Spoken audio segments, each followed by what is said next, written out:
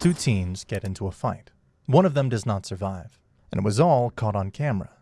The realization that one of the teens, Halia Culbertson, wasn't going to make it hits hard during the frantic 911 call that follows. 911 for location of your emergency.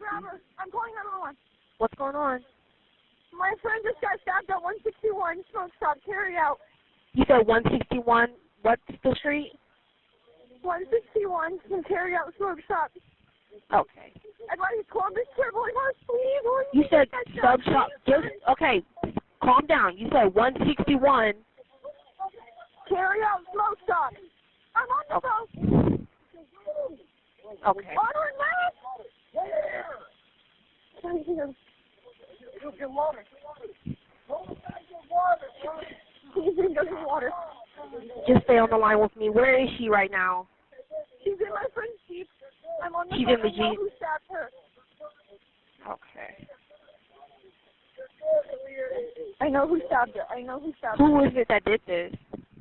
Briana Barazini. Briana. Okay. Where is she now? Barazini. She left in an affinity with Iad, and I don't know Iad's last name, but they left the Smoke Stop.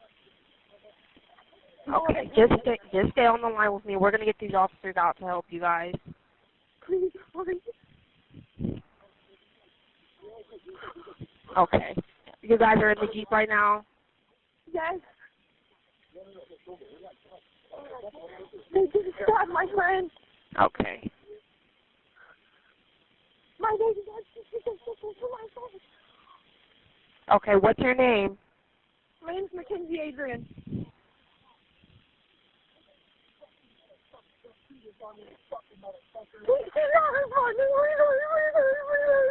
Okay, they're on the way there right now. Just stay with me. Okay. They're on the way there right now. Just stay with me. With her. She pissed her pants. She can't breathe. She got stabbed right before her collarbone. Okay. And did they leave with the weapon? Yes. Okay. What did they use? She used a knife? I have no idea. I was in the car when this happened. Okay.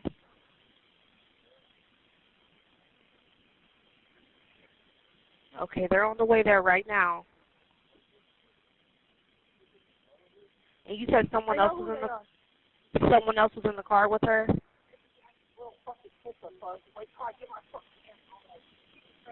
This is my Okay. best friend.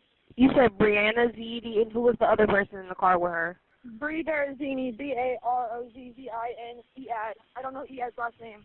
That was Mackenzie Adrian on the phone with 911, reporting what had happened to Halia Culbertson.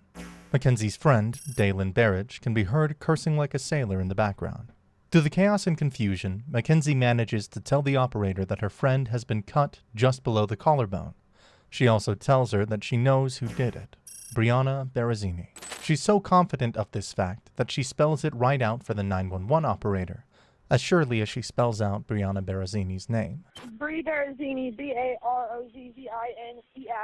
Halia Culbertson was beloved by her family and friends who would never imagined anything remotely like what happened that terrible night, in that parking lot outside of a smoke shop. One of the friends who was on the scene to bear witness to all of this carnage was Dylan Barrage. Last name? Barrage, BERRIDGE, socials 0, birth date's 9/27/02. In the immediate aftermath of the altercation between Halia and Briana, he served as a witness to Halia's character, a young woman whom he had such warm affection for. He referred to as his sister, even though they were not biologically related. A sentiment that Dalen Barrage repeated to police even as he showed them the cell phone footage of what would turn out to be the last moments of Halia Culbertson's life. Prior to this incident, 17-year-old Halia was a young mother who, like all young people, aspired for great things in her future. According to her friend, Mackenzie, Have a seat. You said that's your friend? Yes, it's my best friend. Okay, what's her name? Halia, Halia. Hold on, one sec. I know it's hard. I can write it down if you want me to. Hey. Go ahead. Halia. Lia. Cul. Cul. Pe. E-R R T-S-O-N. T-S-O-N. Do you know her date of birth? Haley had plans to go to nursing school, plans that would ultimately never come to fruition. After getting contact info about Briana Barazini from Mackenzie Adrian, Briana Barazini. That's her. That's her. That's her. Okay. All right. We got the suspect info. police are sent to apprehend their suspect. Led to a waiting squad car, Briana Barazini is placed in the back. Upon their arrival at the station, Briana can be seen looking stoic. One can only wonder what was going through her mind at the time. At 18 years old, she was still young, yet she was just old enough to be in serious trouble. But Briana had no idea how much trouble she was in. Nevertheless, she allows herself to be led away by these officers, without incident. She's taken to an elevator, which will take her to the floor where the police conduct their investigations. Some crimes are more serious than others. Some result in nothing more than a slap on the wrist. Others result in serious time. As she sat in that interrogation room, Briana likely thought that she was just being questioned over a minor altercation, a fight with a former friend turned enemy, Haley Culbertson. Briana was probably ready to get on with the investigation, thinking that she would get to go home after simply answering a few questions. Briana is read her rights. She's then interviewed by police, and her statements are recorded. During this recorded interrogation, Briana states that she was hanging out with her friend, Ayad, at a local convenience store, a smoke shop, when some of the shop's other customers started causing trouble. Among those customers was Haley Culbertson. I ignore it. I'm on the phone with my brother. I have my brother on the phone and Ian beside me. We grab our drinks and walk up to check out, and they see me, and they just start running their mouth. Them. Who were the girls? It was Mackenzie Adrian, Haley Culbertson, and I don't know who the dude was, but he was definitely the loudest. According to Briana, she and Haley used to be good friends, but they had a falling out. What's the animosity? Halia used to be a really good friend of mine, and then I found out a lot that she's just a really bad person, so I stopped being friends with her. My friend Iad stopped talking to her, and then after that she pretty much just went crazy, saying she was going to kill us and slash his tires and do all these things, and like she does to most people. There's a few people out there that she's done that to. Slash your tires and that? I don't know specifically if she has actually slashed someone's tires, but she threatens a lot of people to kill them, and so... It was a falling out that was complicated by the fact that Briana's former friend, Halia, was the mother of her own brother's child. Who she was with, she's my brother's baby mama, if that makes sense. Yeah. And she's already taken my niece from me once, and I'm not allowed to see her. So I really didn't want any issues because she already took my niece away, and I wasn't trying to fight. Yes, just like one of the most sordid soap opera episodes of The Young and the Restless, the plot thickens. Halia's daughter is Briana's own niece, a child which Briana claims Halia threatened to take away, making sure that both she and her brother never saw the little girl again. But as the heated argument that night progressed, and the anger between these two young ladies spilled out of that smoke shop and onto the street, Briana would have much more to worry about than that. Much of Briana's claims of what happened that night were backed up by a certain Mr. Benjamin Lessie, who worked at the store. Your gum if you want this. I don't know if you do. One stick left. Thank you. Mr. Benjamin Lessie stated that the harassment actually began in the store, and it was he who escorted Haley Culbertson and her friends out, because they were getting out of hand. Well, pretty much, the victim, I'm not going to use that word, she pretty much, her and her 3 friends was in the store first. And then the other 2 came in moments after, so it was kind of, they were shopping while the 2 girls was talking to me. And then one initiated the other, so I did my best to hurry up to get one out the store instead of all of them. So all 4 of them came out and left the store. The other 2 stayed in and purchased their beverages. So I told my coworker, like, I'm going to defuse this. So I stepped outside and was talking to her. Who's her, dear? Which one? The one that got stabbed. The one that got stabbed. You were talking to her. I was trying to tell her, like, I got this business around. Just go. Yeah. But according to Briana, Halia remained right there on the scene, waiting for her to come out. Fearing for trouble, Briana had her knife at the ready. Before any blows, like any hitting or anything like that, you pull the knife out and hold it to your side, right? Yeah, That's I was what you backing said. up away from her. Was it open or shut? Open. Okay. Is it a knife you have to, we haven't seen the knife, is it a knife it has a sheath, or is it like a pocket knife, or? It's like a pocket knife. It's like it folds? Mm-hmm. Okay, so then once you pulled it out, you open it up immediately? No, it wasn't immediate. Okay. But I had it there, and then when she kept getting closer, that's when I opened it. Okay.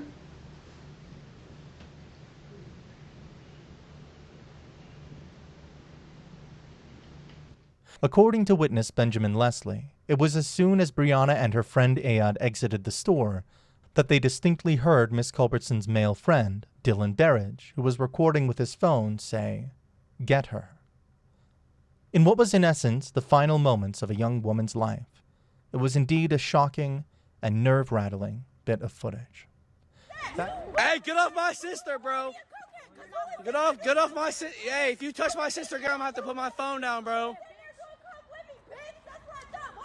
Halia, crunch her ass to get it over with, bro. Crunch her ass to get it over with, Halia. Yeah, crunch her ass, Halia. Crunch her ass, Halia. Crunch her ass, Halia. Crunch her ass, Halia. Fuck her up. What's up, bitch? You better get your girl before she get fucked up even more. You just leaked her ass. Back in the interrogation room, meanwhile, Briana claims that she didn't know that her friend was stabbed. And then did you pick the knife up after they went And back to she the finally car? let go of me. I think I left the stuff on the ground. Oh, the stuff from the store? Mm-hmm. Did you know she had been cut at that point? I didn't know if it was me or her, because they were yelling, saying that, they were laughing, saying that she made me bleed, so I was like, maybe there's a cut on me. But then I was looking all over myself. When we got in the car, I was like, I don't think it's me. She claimed she didn't know what happened. She didn't know where all the blood came from. Her hair was in her face, and she couldn't see what was happening. Blood was everywhere, but she couldn't tell if it was from her or Halia Culbertson. She didn't know, or at least didn't want to know. In any case, they say that ignorance is bliss, and this girl was strictly pleading the fifth. Briana's friend and eyewitness to the stabbing incident, 18-year-old Ayad Hamid, in the meantime, has been taken into custody. Here's body footage of Ayad being taken out of a squad car. Police take Ayad into an interrogation room, and a tape recorder is turned on. Ayad Hamid is read his rights, even while he's assured that he's not under arrest. Police assure him that they just want to talk. As it turns out, Ayad has quite a bit to talk about. You also have the right to stop answering any time to talk to a lawyer. Do you understand that? Yeah. Can you kind of explain that to me in your own words? Basically, I can talk to you guys if I want to, but anything I say to you guys can be used against me in court, and I have the right to use an attorney, and have an attorney to discuss with and to help me guide through these questions. Absolutely. Okay. That's a great explanation. Yeah, That's probably the best I've heard. That's one of the better ones, for sure. You mind reading this sentence here? I have read and been read the statement of my rights as written above. I understand my rights. Okay. Do you understand your rights now? You explained it pretty well, so, all right. Do me a favor, just sign right here. And that's just that we went over this and that you have an understanding of it.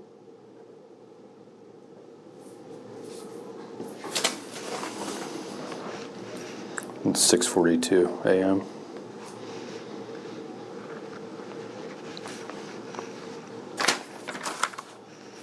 All right. So nobody's alleged you of doing anything wrong here, okay? But we know that you were up there on Emporium Square, right outside the smoke shop, in the smoke shop. Yeah. And we just kind of want you to tell us what happened. Yeah, basically just what happened. Or just start, like, how did you get up there? Who were you with? So I was with Bree, and we headed there just right after a car meet. We got there at around 11:30, 11:40. We noticed, as soon as we got in, we noticed Halia and a girl named Kenzie and some guy I don't never seen before.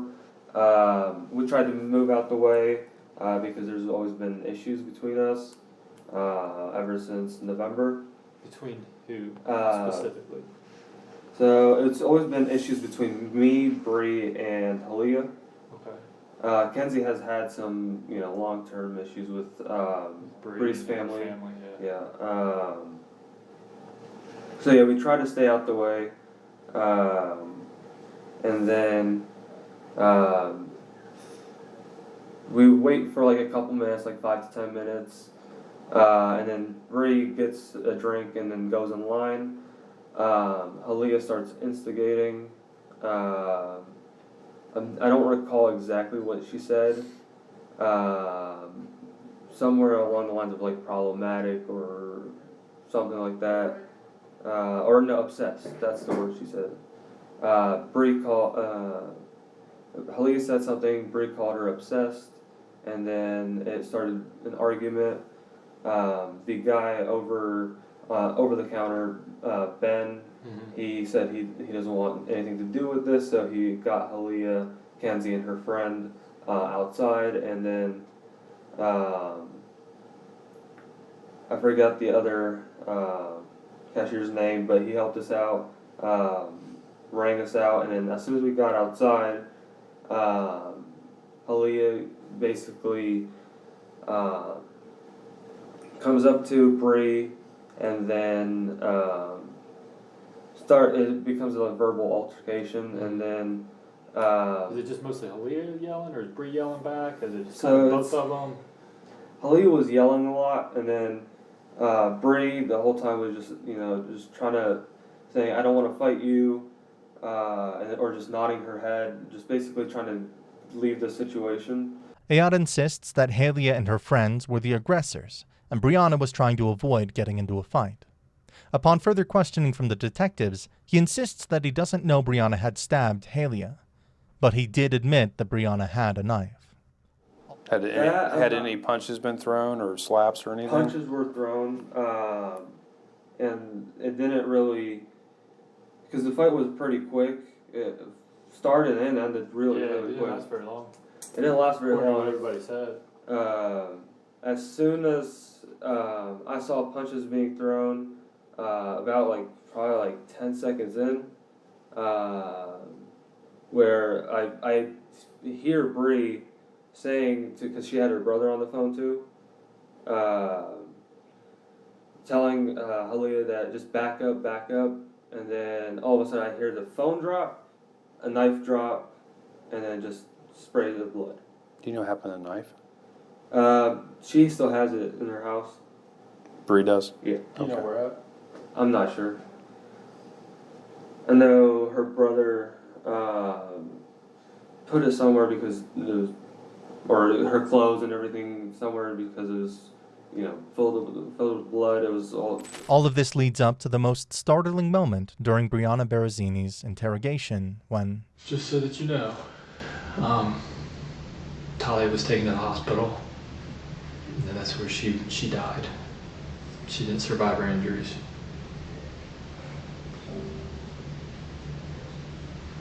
She's just been told that the stabbing was caught on video, and her friend Halia is dead. The shock can clearly be seen on Briana's face. Just moments before, she was under the impression that she was being questioned about a fight. Now she was being questioned about murder. And when she is informed that she herself is being charged with murder, the shock and horror is complete.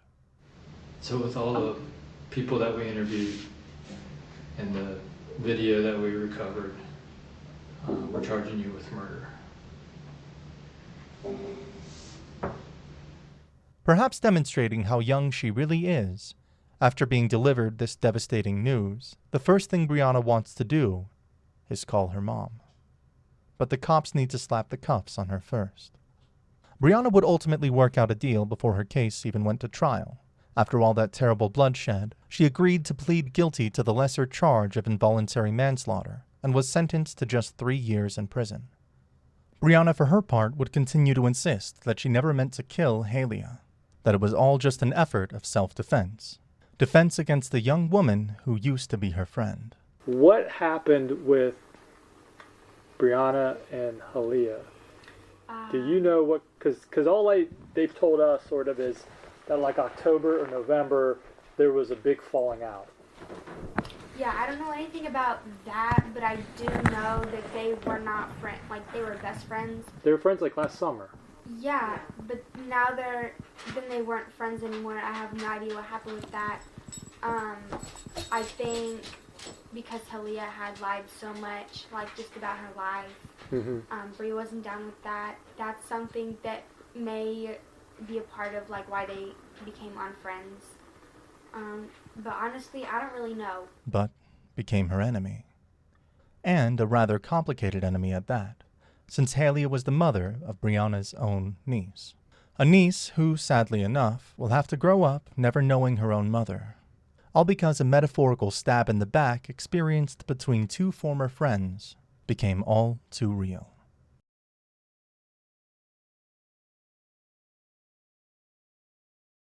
People are on the floor. Someone ran a car inside. There's children everywhere. This is Marcella Chidester, and she has just realized she is responsible for the death of 8-year-old Elena Phillips and 4-year-old Zane Phillips. In the name of Jesus, please God, in the name of Jesus. Kenner County 91 operator. We're at Swan Boat Club and an explosion at Swan Boat Club in Newport just drove through the building. But how did a children's birthday party turn into tragedy? You probably are the most hated person in the United States. Was it all just a horrific accident, or something more sinister? So you woke up in the police car? Yeah. Okay. And then basically you wouldn't know the events after that? No, I don't recall anything prior to that at all. Detectives would soon start to discover the horrifying truth. On April 20th, 2024, children were celebrating a birthday party at the Monroe County Swan Boat Club. It was filled with fun and laughter, just like so many other birthday parties. There were cards, gifts, and all kinds of party games. No one had any reason to suspect that anything was going to go wrong that day. That was, until sudden devastation struck.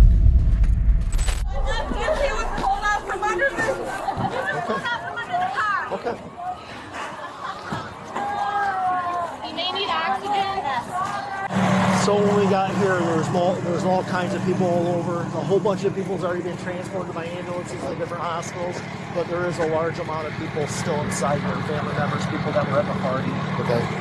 With one other than not a patient, some of them that would be. Yeah, scissors on you. How you doing? Copy. You got scissors on you, Schmidt? Scissors? No, I do not. I got scissors in my truck, but... Emergency services were immediately called, and police and ambulances were quickly on the scene, treating the injured kids and trying to get the confusing and inexplicable situation under control. A car, driven by Marcella Chidester, unexpectedly sped from the road, across a parking lot, and into the boat club. No, you're lying. This is a dream. This is a fucking dream right now, bro. Please wake me up. Please, I'm begging you, wake me up. No, right now. He's fucking lying, bro. Please, he's fucking lying. Bro, please, he's lying. Please tell me he's lying. Please. There's no fucking way. They just was with me. No, bro, he's fucking lying.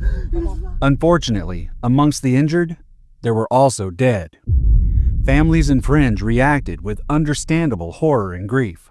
The woman who had been behind the wheel, Marcella, was slightly injured, but soon it was clear she was not just a victim. She was taken into custody, and detectives prepared to question her while officers tried to get to the bottom of what had gone so wrong that day. Was the crash caused by a simple yet devastating mechanical failure, or was there something else behind Marcella's actions that day? Elena and Zane were like any other kids. They had family and friends who loved them, and as such, they had been invited to a birthday party at the Swan Boat Club.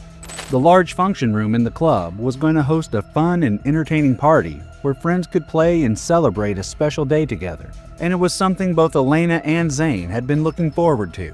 At only 4 and 8 years of age, the two children were the apple of their parents' eyes and needed all the love and protection they could get. The day of the birthday party had started with excitement and smiles, and no one could have predicted the dramatic turn of events that was to come. Any death is tragic, but the fact that Elena and Zane were so young and innocent makes the story all the more heartbreaking. Okay, so what happened today? Where were we at today? I went to lunch with some friends. Okay, about what time was that? Noonish. Okay, so around noon you went to lunch. Do you remember what you ate? Yep, I had some chili and a fish sandwich. A fish sandwich? Okay. Where was that at? At Vernus. Okay. And then where were you driving to? Just from Vernus to here. To here? What were you coming here for? Home. Oh, so you're going from Vernus to home? Yeah. And you left Vernus at noon? Yes. Okay. But then you said you went home first? I'm home here. Oh, okay. So you were trying to go from Vernus to home? Yes. How long were you at Vernus then? Maybe an hour, not even that long. Okay. So you made no stops between Vernus and here? No. And when did you go to Vernus again? About noon. About noon. Okay. Do you remember what happened when you were going around here? No, not really. I pulled into the parking lot and I thought I was driving up to the boat club, and evidently I was driving right into the pavilion. Which direction did you drive from? I live... When you got to the parking lot, what happened? I don't remember. You don't remember? I don't remember. Okay. A police officer goes to talk to the driver of the vehicle in order to find out what had been going on and what she had been doing in the time leading up to the crash. She seems calm and relaxed and cooperates with the questioning. What did you drink there? Did you drink water, pop, anything? I had a glass of wine. Just one glass of wine? Yep. Okay. Okay, so you have one glass of wine at Vernus. After that, what happens? You leave at noon. Where do you go? Came home. Pretty quickly, the officer on the scene tries to establish how much Marcella had been drinking that day and whether she was fit to be driving. Law requires that you submit to a preliminary breath analysis upon request of a peace officer. Your refusal to submit as requested shall result in you being charged with a civil infraction with a penalty of up to a $100 fine. Do you understand that? Yes. Okay, so it's a preliminary breath test. I just want to see where you're at with your alcohol level. If you have one glass of wine, it's going to be really low, okay? Okay. So just go ahead and blow like you're blowing up a balloon, okay? Keep going, keep going, keep going, keep going. Thank you.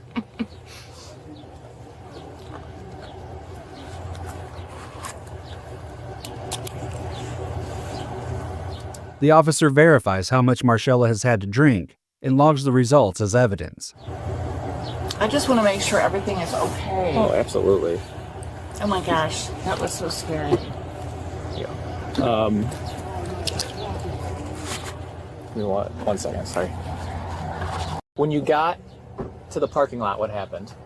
I don't remember. You don't remember? I don't remember. Okay. Marcella seems concerned and worried, though the officer still keeps focused on establishing the facts of the incident. So on a scale of 0 to 10, 0 being like you're stone cold sober, you can drive perfectly, 10 being you're passed out drunk, where do you think you're at right now? 7. A 7? Okay. Do you think you're okay to drive? I wouldn't want to drive. No. You wouldn't let you drive? No. Okay. With the evidence pointing towards one conclusion, the officer tries to establish if Marcella herself thinks she is capable and fully functioning at that moment.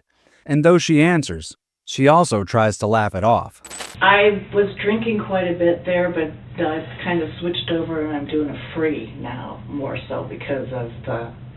What's a free? It's alcohol-free. Alcohol-free Cabernet. Alcohol-free Cabernet? Mm-hmm. Okay. It was like a, I guess it was like a O'Doul's, like a O'Doul's of wine. Yeah. Okay. Okay. I still have an occasional regular, but I've been trying to stay away from regular because of the. Is that what you had at Verna's, or was it regular? I had a regular. Okay. And it was just one glass? Yes. You recall who your server was? The detectives continue the line of inquiries about Marcella's drinking habits, specifically on the day of the incident. We know that you weren't drinking alcohol-free wine. That's correct. Okay. You had a little much. Would you agree? Again, I don't remember. Okay. So, we know that you had a little much. Okay. Okay. And... But because of the tests the officer did on the scene, the detectives already know that Marcella's alcohol blood level had been tested to establish this evidential fact. Again, I just had one glass at Verna's. Do you drink hard liquor? No. Vodka? No. Beer? No. Okay. So, one glass at Verna's. Despite this, and despite what she told her initial arresting officer, Marcella was adamant that she didn't drink enough to be over the legal limit. What's the next thing you remember? Waking up in the patrol car. So you woke up in the police car? Yeah. Okay. And then, basically, we know the events after that? No, I don't recall anything prior to that at all. Marcella states that she doesn't remember the incident at all, and that everything that happened is a mystery to her. Detectives need to establish whether this was because of the alcohol or something else. We gather evidence, okay, and part of that evidence is, say, like surveillance footage and this, that, and the other. And so what we do then is we create a timeline, and that's what I'm trying to do here with you. Okay. So we know you're at Verna's at 12:10, and then you say you go to the boat club, right to the boat club. So that's not exactly accurate, because I have surveillance footage of you at the boat club at 3 o'clock. Okay, that could be. Okay, so that's why I'm trying to get a full account. Having given Marcella a chance to tell them how much she had been drinking, they reveal the actual results of her breathalyzer test that checks the level of alcohol in the body, indicating she was above the legal limit. Those are puzzle pieces. Now, however, a lot of times people's statements aren't always 100% truthful and accurate, but however, there is accuracy there to where it makes sense. And so with this puzzle, or like a picture, I'm trying to paint a big picture or put together this big puzzle. Okay.